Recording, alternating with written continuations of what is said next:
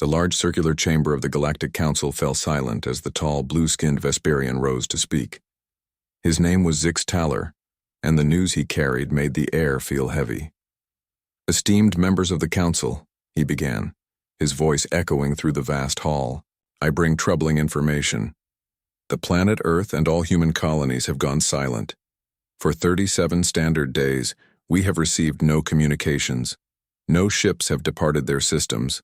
No signals reach our monitoring stations." The 200 representatives from across the galaxy stirred uneasily. The Arkelian ambassador clicked her mandibles. "Perhaps a communication failure?" Zix Taylor shook his head.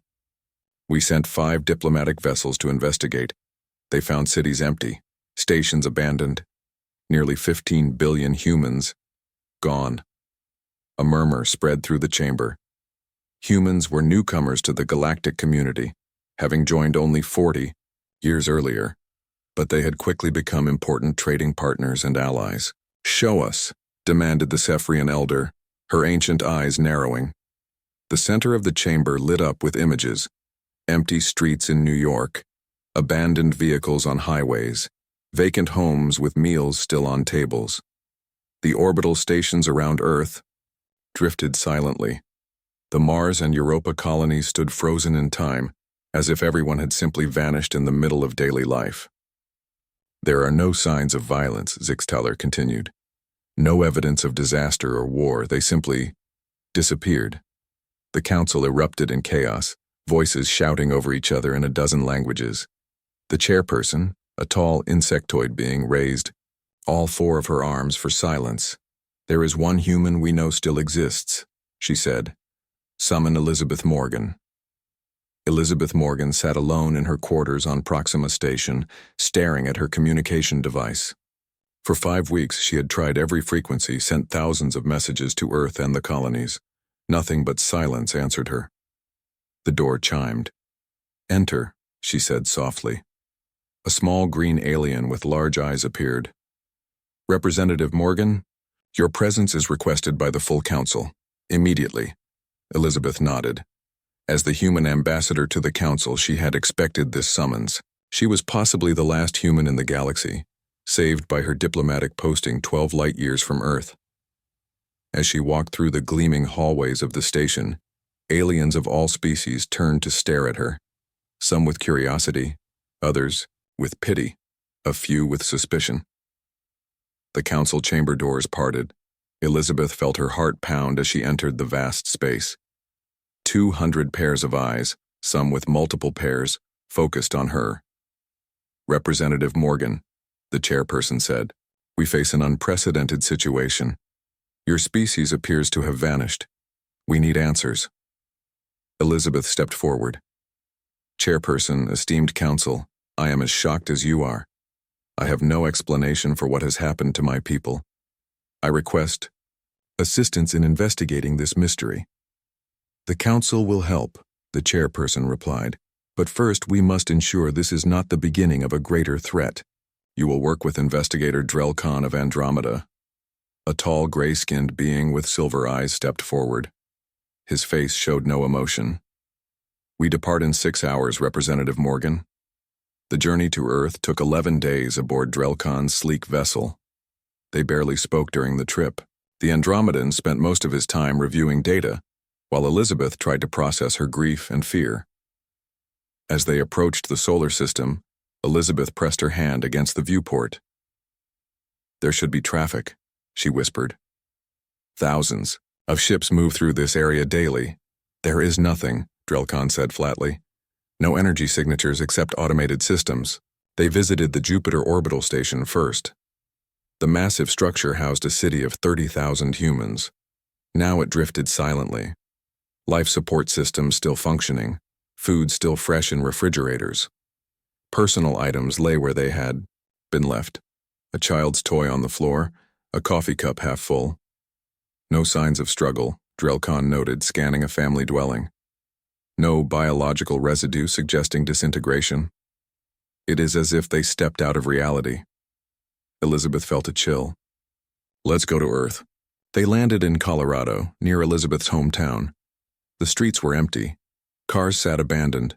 In a park, a ball rested on the grass where a game had been interrupted. "I need to check my family home," Elizabeth said. Drelcon followed silently. The Morgan family house stood quiet on its tree-lined street.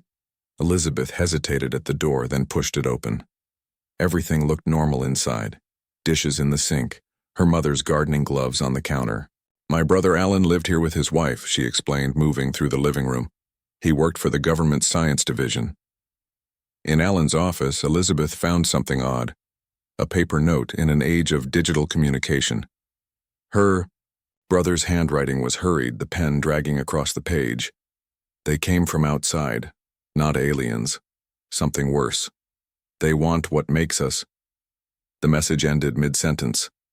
Elizabeth's hands shook as she showed it to Drelcon. "Outside? Of what?" the Andromedan asked. "I don't know," Elizabeth whispered. But Alan was brilliant. If he was scared. Drelcon's communication device chimed. More reports coming in. Human colonies on 7 worlds checked, all empty. No signs of violence or evacuation. Elizabeth sat heavily in her brother's chair. 15 billion people don't just vanish. Yet they did, Drelcon replied. The question is, where did they go? And why only humans? Elizabeth stared at the note. Alan knew something was coming. He tried to warn us. "We should check the global defense networks," Drelcon suggested, "and your brother's workplace." Elizabeth nodded, but as she stood to leave, she noticed a photo on the desk. Alan stood smiling with his wife Lisa and their daughter Jenny. The little girl would be 7 now. Elizabeth picked up the frame, her vision blurring with tears. "They're not dead," she said suddenly with conviction she didn't understand. "I would feel it if all humans were gone forever. They're somewhere else." Drelcon studied her with his silver eyes. "That is not a scientific conclusion." "No," Elizabeth agreed. "But it's all I have to hold on to right now." As they left the house, Elizabeth caught a glimpse of something in the corner of her vision, a shadow that moved wrong, bending in impossible ways. When she turned to look directly, nothing was there. "Did you see that?" she asked. "See what?" Drelcon responded. Elizabeth shook her head. "Nothing, my mind playing tricks." But as they walked to their ship, she couldn't shake the feeling that something was watching them, something that existed just out of sight. And somehow she knew this was only the beginning of a mystery that would challenge everything the galaxy understood about reality itself. 3 months passed since the discovery of Earth's empty cities. Elizabeth Morgan no longer slept well. Each night brought strange dreams of her brother Alan calling to her from a place she could not see. Each morning she woke with the same thought. They're still alive, just somewhere else.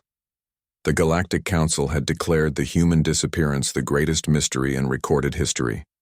Research teams from 50 species combed through abandoned human settlements. They found nothing. No clues, no answers, just empty spaces where 15 billion lives once existed. Elizabeth stood at the window of her temporary quarters on the science vessel Astral Seeker. Stars streaked by as they traveled to Kepler 186f, one of the outermost human colonies. "We reach the colony in 30 minutes, said Drelcon, entering the room. The Andromedan investigator had become her constant companion in this search. "Are you prepared for another empty world?" "This time is different," Elizabeth replied. The message was clear. Someone is alive down there. 3 days ago, a weak signal had reached Council space. It repeated 6 words. "Not all humans are gone. Help us." The signal came from Kepler 186f, a small farming colony on the edge of human space. The Astral Seeker entered orbit around the green-blue planet. Scans showed power signatures in a remote area, far from the main settlement. "Life signs detected," reported the ship's captain, a tall Vesperian named Laris. "One humanoid biosignature." Elizabeth felt her heart race. "Take us down." They landed, near a research facility built into the side of a mountain. The main colony 20 miles away stood empty like all other human settlements. But here, Power still hummed through the building. As they approached the entrance, the doors slid open.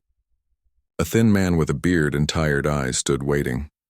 For a moment, he and Elizabeth just stared at each other, two members of a vanished species. "My name is Nathan Collins," he said finally, his voice cracking from disuse. "I've been alone for 94 days. Inside the facility, Nathan led them to a small living area. Equipment and notes were scattered everywhere. Screens displayed charts and readings Elizabeth didn't understand. "I was conducting deep Earth research," Nathan explained, hands shaking as he made hot drinks for his visitors. "My team and I were in shielded bunkers a mile below the surface when whatever happened, happened. When we came up 2 days later, everyone was gone. My team panicked. They took ships, scattered across the system looking for answers. None came back." "Why did you stay?" Drelkan asked. Nathan pointed to his screens. "Because I detected something strange. In the weeks before the disappearance, my instruments recorded dimensional rifts. Small tears in reality itself." Elizabeth leaned forward. "Rifts? Like doorways to somewhere else?" "Exactly." Nathan nodded. "I think humans weren't killed. They were taken." Drelkan looked skeptical. "Taken where? And by what? No species possesses technology that could remove billions of beings simultaneously." "Not no species," Nathan said quietly. "No species we know." He showed them his research. In the months before the disappearance, his team had detected energy patterns unlike anything known to science. The patterns peaked on the day humanity vanished. "There's something else you should know," Elizabeth said. She told Nathan about the strange message from her brother and the shadow she thought she had seen. Nathan's face paled. "I've seen them too. The shadows that move wrong. I thought I was going crazy." Before they could discuss further, a call came through from the Galactic Council. The chairperson's insectoid face filled the screen. "Representative Morgan, we face a new development," she said. "Historical records about humans are being altered across all systems." "Altered how?" Elizabeth asked. "Erased, changed. Information about human achievements, history, even physical descriptions, all changing or disappearing. We call it the fading. It's as if something is systematically removing humanity's footprint from the galaxy's memory." Nathan looked horrified. "They're not just taking our bodies, they're erasing our existence." That night, Elizabeth dreamed of her brother again. This time the dream felt different, more real. "Liz, we're still here," Alan said. His face looked stretched somehow, like she was seeing him through warped glass. "Just sideways from reality." "Where are you?" she asked in the dream. "We think we're still on Earth. Everything seems normal to most people, but some of us know something is wrong. The shadows watch us. They're feeding on us somehow." Elizabeth woke with a gasp. Drelkan stood in her doorway. "You were talking in your sleep," he said. "It was just a dream," she replied. "Was it?" The Andromedan asked. "Nathan Collins is experiencing the same dreams. He believes he communicates with his lost research team." The next morning, they gathered in the research center's main room. Nathan had set up equipment around 3 chairs. "If these dreams are real communication," he explained, "then we need to record and enhance them. I've modified these neural monitors." Elizabeth sat in one of the chairs. "You believe there's a connection between dreams and these dimensional rifts? Consciousness itself may transcend dimensional boundaries," Nathan said. "It's just a theory, but what if these dreams are moments when our minds touch the place where humanity was taken?" As Nathan prepared the equipment, Elizabeth's communication device chimed. A new message from the council. "We've located another human survivor," the message read. "Dr. Patricia Wilson on the research outpost at Beta Hydri. She claims to have protected materials from the fading." "We need to go there," Elizabeth said immediately. Nathan looked torn. "My research—" "Bring your equipment," Elizabeth told him. "If Dr. Wilson has found a way to protect human knowledge from being erased, we need that information. And she might know more about what's happening to us." As they prepared to leave, Elizabeth noticed something on one of Nathan's screens, a shadow moving in a way nothing solid should move. "Nathan," she whispered. "Your security camera. Look." They all watched as the shadow stretched and twisted, almost like it was examining the equipment. Then it seemed to turn toward the camera. Though it had no face, Elizabeth felt it staring directly at them. Then the screen went black. "They know we're looking for answers," Nathan said, his voice shaking, "and I don't think they want us to find them." The astral seeker lifted off 2 hours later, carrying the small group toward Beta Hydri and the promise of another survivor. As they left the atmosphere, Elizabeth looked down at the empty colony below and wondered if the shadows were watching them leave. In the darkness of space, unseen by any of them, something followed, a ripple in reality itself, bending the light of distant stars as it moved. The research outpost at Beta Hydri floated in space like a silver disk. Once home to 30 scientists, it now held just one. As the astral seeker docked, Elizabeth felt a strange mix of hope and fear. Each human survivor they found brought new pieces to the puzzle, but also confirmed how few remained. Dr. Patricia Wilson waited for them in the docking bay. She was an older woman with gray hair and sharp eyes.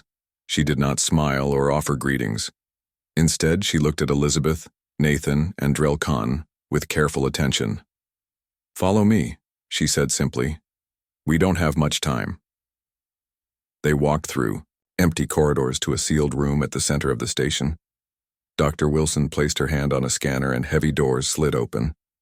Inside, Elizabeth gasped in surprise. Books, hundreds of physical books lined the walls. In an age when all information existed digitally, the sight of so many paper volumes was shocking. "The only things immune to the fading," Dr. Wilson explained, touching a book gently. "Digital records change. Physical ones don't." "You predicted this would happen?" Drell Khan asked. "Not exactly," Dr. Wilson replied. "But I've studied dimensional physics for 40 years. I've always believed other realities exist alongside our own. When strange readings appeared 6 months ago, I started printing everything important: human history, science, literature, art." She showed them her collection: books about Earth's history, medical texts explaining human biology, poetry, and stories from human cultures. "The fading affects all digital records," she continued. "Across every system in the galaxy, human achievements are being erased or credited to others. In 50 years, no one will remember humans existed at all." Nathan set up his equipment on a table. "I've been tracking dimensional rifts and having dreams where I communicate with the missing." Dr. Wilson nodded as if this made perfect sense. "The collectors work this way. They take both body and memory." "The collectors?" Elizabeth asked. Dr. Wilson pulled a very old book from a shelf. Its cover was made of some material Elizabeth didn't recognize. The writing wasn't in any human language. "This is from the Cephrian archives," Dr. Wilson said. "It describes entities that exist between dimensions. They feed on consciousness and potential." "Feed?" Elizabeth felt cold. "They harvest species with certain neurological patterns," Dr. Wilson explained. "The book calls them collectors. They take entire populations into a pocket dimension where they slowly consume their consciousness. Their victims don't know what's happening. They believe they're still living normal lives." The information hit Elizabeth hard. She thought of her dreams of Alan. He had said they thought they were still on Earth. Everything seemed normal to most people. "We need to speak to the Cephrian elder on the council," Drell Khan said. A loud alarm suddenly blared through the station. Dr. Wilson rushed to a control panel. "Something's trying to breach the outer hull," she said. "The station defenses are activating." On a screen, they saw the outside of the station. A strange distortion moved across the metal surface. Not quite solid, not quite energy. A living shadow. "They found us," Nathan whispered. Dr. Wilson worked quickly at the controls. "I've been preparing for this. The room is shielded against dimensional interference." The lights flickered. The air felt thick, hard to breathe. "We need to get this information to the council?"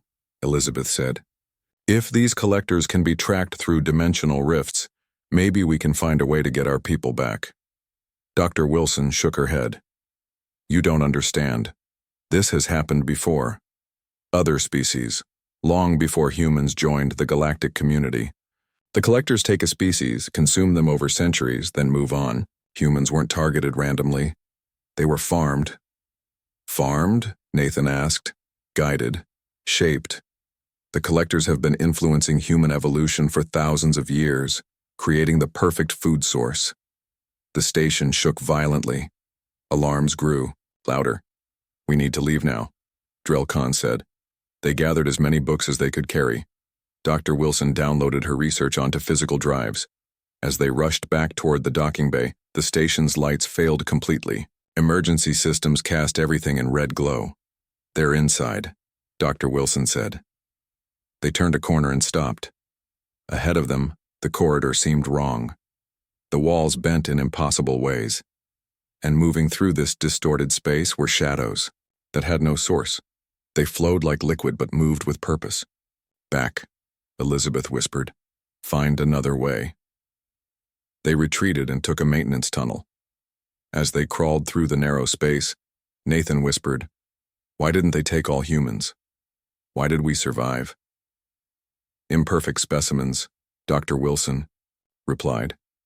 I have cybernetic implants in my brain from an old injury. You were in a shielded bunker. Elizabeth was off Earth. We were unsuitable. They reached the docking bay just as more alarms triggered. The station's computer announced in a calm voice, Hull breach detected. Emergency protocols activated. As they boarded the Astral Seeker, Elizabeth saw more shadows gathering. They seemed to be watching, learning. The ship detached from the station and accelerated away. Through the viewport, Elizabeth watched as parts of the station began to fold in on themselves, as if space itself was being twisted. We need to warn everyone, she said. If these collectors could take humans, they might target other species too. The Council won't believe us without proof, Drell Khan said. Then we'll get proof, Elizabeth replied. Dr. Wilson's research points to ways we might detect these dimensional rifts, and Nathan's dreams suggest a connection still exists between us and the taken humans. As the Astral Seeker jumped to faster-than-light travel, Elizabeth felt a familiar sensation. The dream connection was growing stronger. She closed her eyes and saw Alan. Liz, they're changing us, he said, his voice distant. Most people don't notice, but some of us are fighting back. We can feel them feeding on us. They take our potential, our possible futures. How can we help you? Elizabeth asked in her mind. Find the others like me, Alan replied. The aware ones. Together we might be strong enough to tear a hole back to reality. When Elizabeth opened her eyes, both Nathan and Dr. Wilson were staring at her. You were talking to someone, Nathan said. We both heard you. The connection is getting stronger, Dr. Wilson observed. The barriers between dimensions are weakening. A message from the Galactic Council interrupted them. More human survivors had been found on a military station near the Galactic Core. A Commander Kevin Walsh and his squad had hidden in experimental stasis chambers. Set course for the Galactic Core, Elizabeth told the ship's captain. And contact the Council. Tell them we need an emergency session with the Cephrian Elder. We need to know everything about these collectors. As the Astral Seeker changed course, Elizabeth looked at the small group of survivors around her. Less than 1,000 humans remained in normal space. But billions existed somewhere else, unaware they were being consumed by ancient entities. We're going to get them back, she said firmly. All of them. But deep inside, she wondered if that was even possible. The military station near the Galactic Core was a massive structure, designed to withstand attacks from any known weapon. Its outer hull was scarred from old battles, but its defenses remained active. As the Astral Seeker approached, armed systems tracked their movement. Identify yourselves, a voice commanded through the communication system. It was human, tense, and suspicious. This is Elizabeth Morgan, human representative to the Galactic Council, Elizabeth replied. We've come in response to your signal. A long pause followed. Then, "Approach docking bay 3. Any sudden movements and we'll open fire." Drell Khan looked at Elizabeth. "They seem afraid." "They have reason to be," she said. The astral seeker docked carefully. As the airlock opened, they faced 6 humans in military uniforms, weapons raised. At their center stood a tall man with a stern face and close-cut gray hair. "Commander Kevin Walsh," he introduced himself, lowering his weapon slightly. "Forgive the welcome, but we've seen things that make us cautious." Elizabeth stepped forward. "We know about the collectors." The simple statement changed everything. The soldiers lowered their weapons. Commander Walsh's face showed relief and exhaustion. "Then you know we're at war," he said, "even if most of our people don't realize it." Inside the station, they gathered in a secure room. Commander Walsh explained how he and his team of 47 soldiers had survived. "We were testing new stasis technology when our systems detected unusual energy readings," he said. "Protocol required we enter lockdown.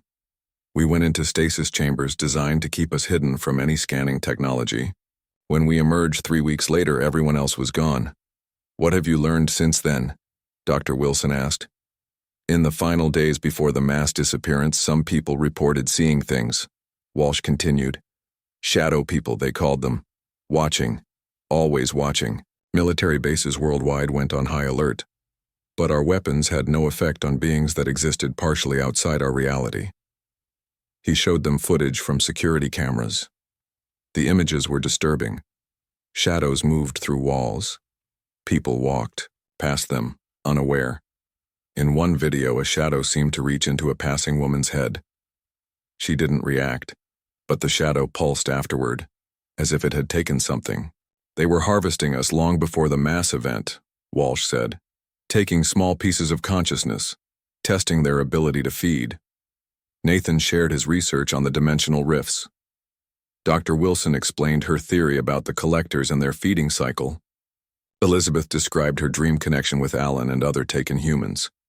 "We need to bring this information to the council," Elizabeth said, "and find more survivors." Commander Walsh nodded. "My team has been searching. We've confirmed just over 800 humans remain across the galaxy. Most were in unique circumstances when it happened. Deep space missions, experimental facilities, unique medical conditions." 800, Elizabeth whispered, "out of 15 billion. Kakio. Galactic Council convened an emergency session upon their return. The Cephrian Elder, a being so ancient that most species couldn't comprehend its age, confirmed the existence of the collectors. "We have hidden this knowledge for millennia," the Elder admitted, its voice like rustling leaves. "The collectors are cosmic parasites that predate all known civilizations. They move between dimensions, farming consciousness. Why didn't you warn humanity?" Elizabeth demanded. "Because warning you would have alerted them," the Elder replied. "And because we have no defense against them. Species have vanished before. The galaxy mourns, then forgets. The fading ensures this. We refuse to be forgotten," Commander Walsh said firmly.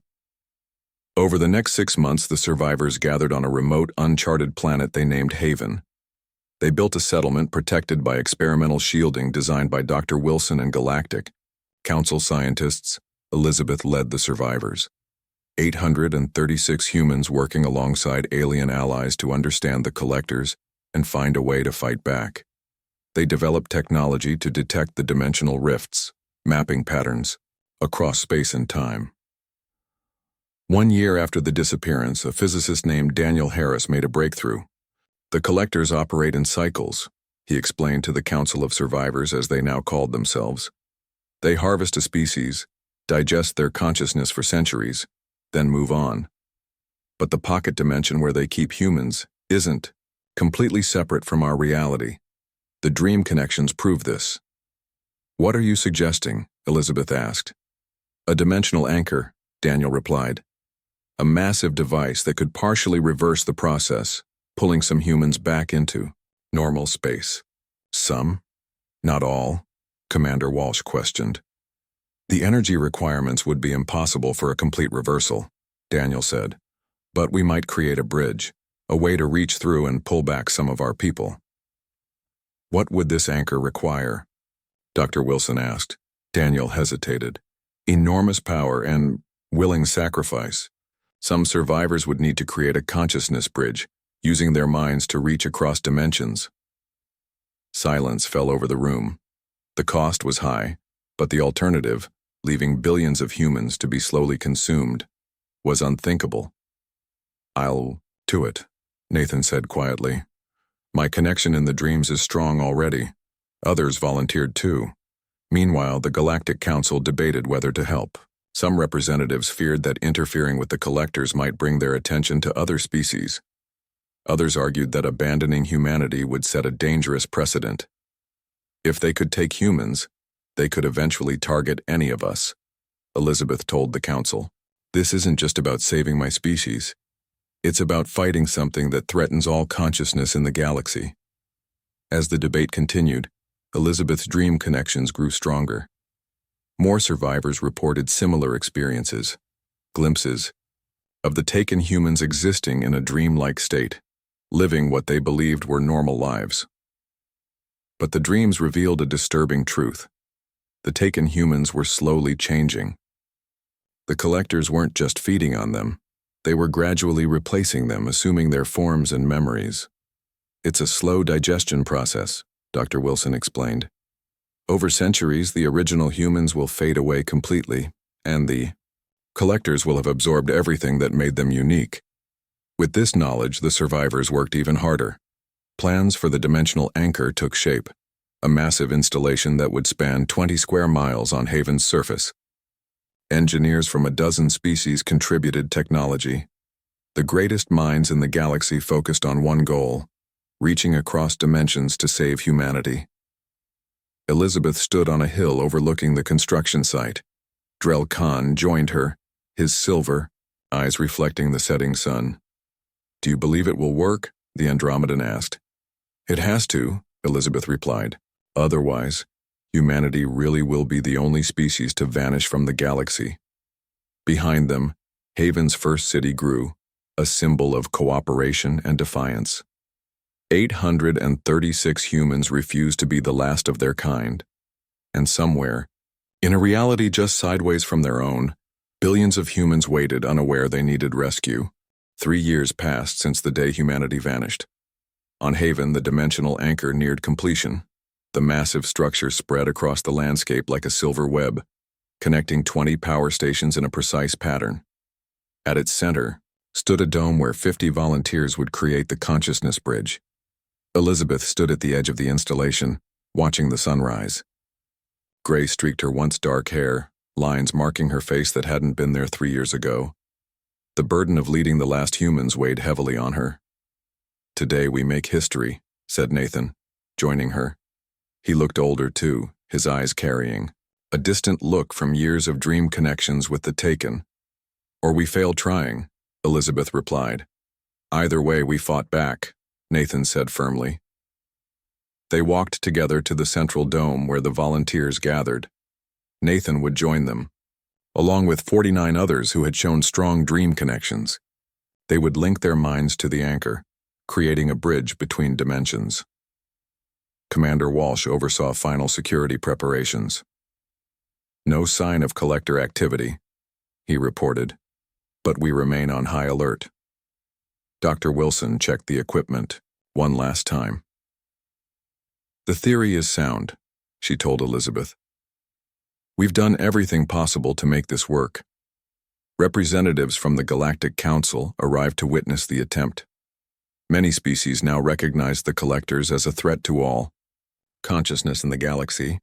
The knowledge gained from studying the rifts had helped other species develop early warning systems and defenses. As the moment approached, Elizabeth addressed the gathered humans and aliens. 3 years ago, humanity became the only species to vanish from the galaxy. Today, we try to bring them back. Whether we succeed or fail, we have already won a victory. We refuse to be forgotten. We forced the galaxy to remember us, and we revealed a threat that has preyed on consciousness since the beginning of time. The volunteers took their positions inside the dome.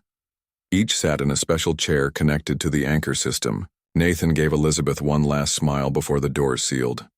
"Begin the sequence," Dr. Wilson instructed. Power surged through the installation. The air seemed to thicken. On monitors, energy readings spiked beyond predicted levels. "Something's happening," an engineer called out.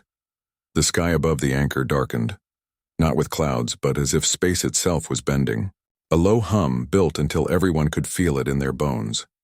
Inside the dome, the volunteers entered a shared consciousness state. Their minds, guided by the anchor technology, reached across dimensions. Nathan felt himself stretching, like his thoughts were being pulled through a narrow opening. Then he was elsewhere. He saw Earth, cities full of people, humans going about their lives, unaware anything was wrong. But something was wrong. The colors seemed slightly off. The air moved strangely, and among the humans walked shadow figures, almost human-shaped but wrong in subtle ways. Nathan pushed further, calling out with his mind. Others called with him. Their voices echoed across the dimensional barrier. People on Earth stopped.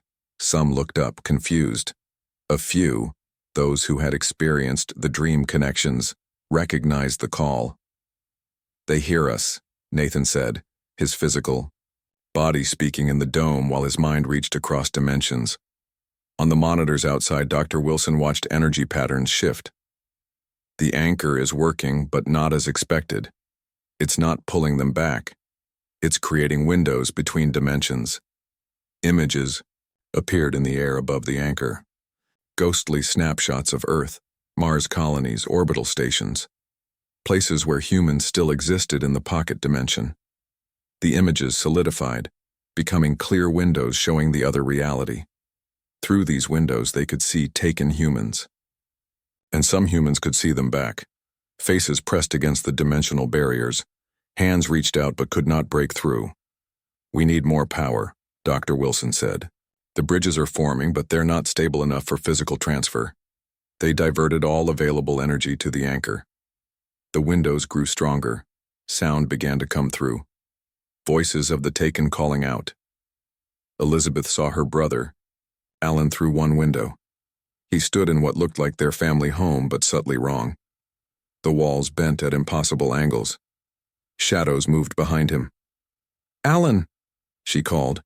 He turned, saw her, truly saw her for the first time since the disappearance. "Liz, you're real?"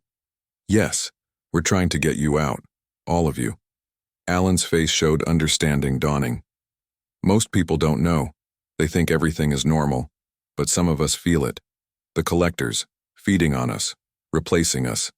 A shadow moved closer to Alan. It had almost human features now, like it was developing a face. Alan's face. "We can't maintain the windows much longer," Dr. Wilson warned. "The power requirements are too high. We have to pull them through now." Commander Walsh insisted. They tried. Energy surged to create stable passages. But for every bit of power they added, the collectors seemed to counter it. The windows flickered. "They're fighting back," Nathan reported, his mind still linked to the others. "They won't let go of their food source." Then Daniel Harris made a decision.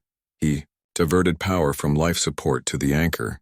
"We can save the information even if we can't save the people," he said. The windows stabilized but remained barriers.